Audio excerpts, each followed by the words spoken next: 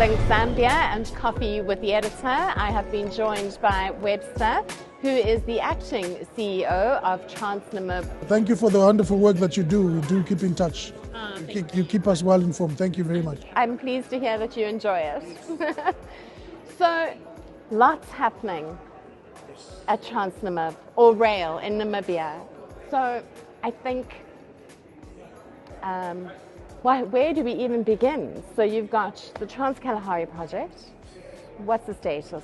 The government of the Republic of Botswana, the government of the Republic of Namibia are in constant contact, and we've been meeting on a very regular basis in order to make sure that we finalize all of the proceedings that are pertaining to the expression of interest in that area. We've now moved from the point of view of expression of interest. Now we are moving to actually requesting for proposals to the entities that were earmarked to continue with this whole process.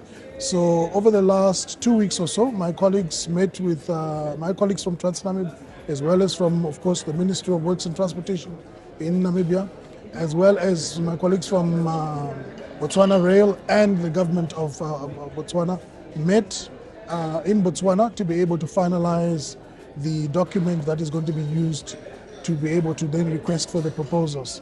So I believe that process has been completed. I'm just waiting for the feedback insofar as that process is concerned.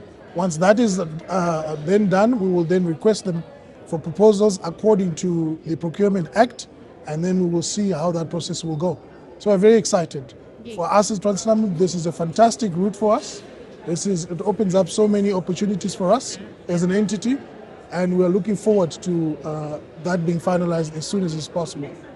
All right, so what other projects are exciting, though, from a Namibia perspective? I mean, you know, there's Fruitfontein, there's stuff happening in Walvis Bay. Like, I can't off the top of my head remember them all, but what for you is the most relevant right now? If I can be frank with you, I really want to be able to thank the government of the Republic of Namibia for coming to the party insofar as railways is concerned. I think you've been hearing in terms of this conference right here in Zambia.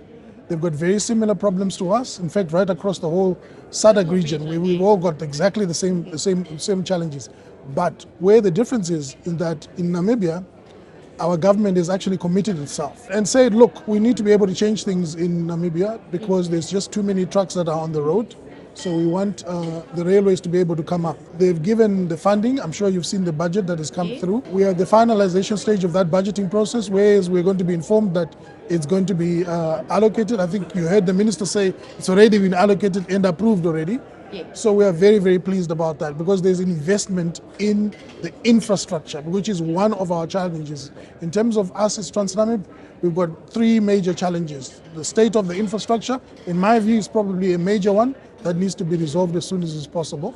And of course, government is putting money on that project. As you can see, we've got not only the Trans-Kalahari corridor that we're investing in, we are also investing in the Kranzberg-Otjiwarongo project, which is of course part of the Kranzberg-Fruitfontein project. So the portion all the way up to Otjiwarongo has also received a budgetary allocation.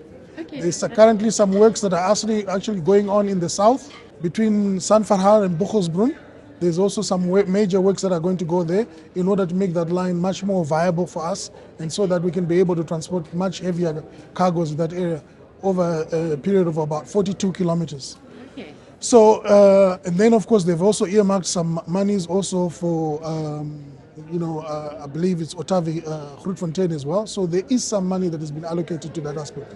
We will also be receiving the Oshakati, the new Oshakati station very, very soon. It's going to be handed off to us in the next few months.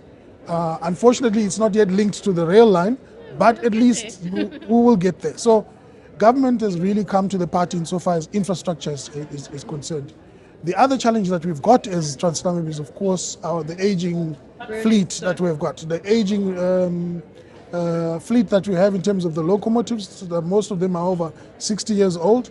Government has once again come to the party and supported us to be able to obtain the 2.6 billion that we've now got from DBSA and DBN. Have you got the money now from DBSA? The money is secured. The money is there. Okay.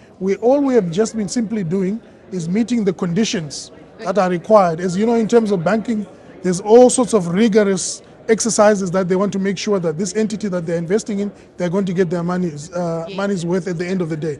So this is what we've been doing. It's called the conditions precedent. We've been ticking all of those boxes. We think we're at the finalization stage of that.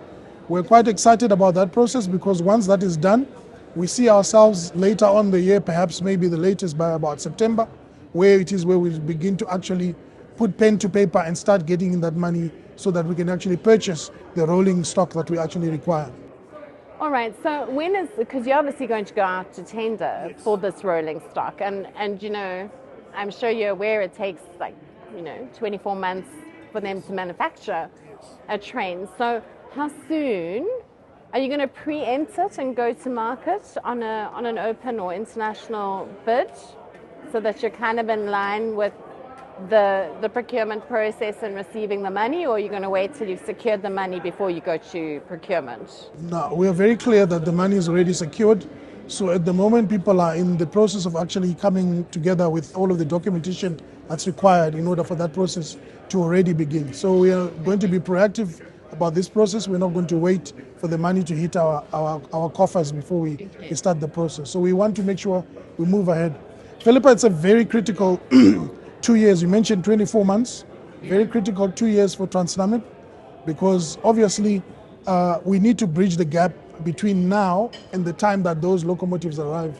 And those 24 months. How are you going to do that? So you're going to lease? What are you going to do? Yeah, so we're looking at inventive ways to be able to go and lease. But as you know, because of what's happening in the region, there are no locomotives that are available at the moment. Luckily, in terms of the foresight that we've had as an entity, we have a number of older locomotives that are parked at the moment, and we're looking to invest in those ones so that we can either do two processes, either remanufacture or refurbish the locomotives. So a tender went out now for locomotive spares, so I'm sure that's part of it's part of the process. Currently at the moment is basically to run our existing fleet, but we'll be going out on tender on all of those things very, very shortly.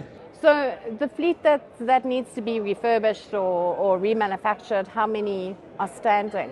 We have quite a number. It just depends, in terms of by the time the money hits our coffers, where's the exchange rate with the US dollar, because obviously these things have taken some time to actually hit our coffers. But ultimately, at the end of the day, what is there is that we need to be able to earmark a certain number that will be able to be viable to make sure that we are able to reach the 24 months that we currently have at the moment. So I think you're probably sitting with about 24, 25 locos? 32 that we can actually work on in various stages. Yeah, so we will see how that will go, whether we'll go the remanufacturing route or the refurbishment route. All right. And then if we had to look at one other project, so I just want to backtrack, the Trans-Zambezi. Yes. Where is that at? Well, the Trans-Zambezi, all the feasibility studies have now been done. Yes. What is now happening is the discussions that is happening with the rest of the other countries to be able to make sure that everybody comes to the party. Yes. Because before you start to be able to embark on the process, you need to make sure that the whole value chain fully understands exactly what we're talking about. So there's a few discussions that are currently happening between our governments at government to government level at the moment before we start getting to the nitty-gritties of actually putting all of that together. So we'll be waiting for the ministry to be able to give us the green light in terms of what we need to do on that project. All right. Okay, and then jumping back to your rolling stock fleet and being innovative in how you're going to meet those 24 months or sustain yourselves for those 24 months. Refurbish, remanufacture, leasing is still a possibility. What about private operators? Everybody has to work within the same existing infrastructure at the moment, whether it's private sector or public sector. Everybody has to work with what currently is there at the moment. So we all have got exactly the same challenges one way or the other. But as far as TransNamib is concerned, we are open to be able to discuss with any private players to be able to see what can be done.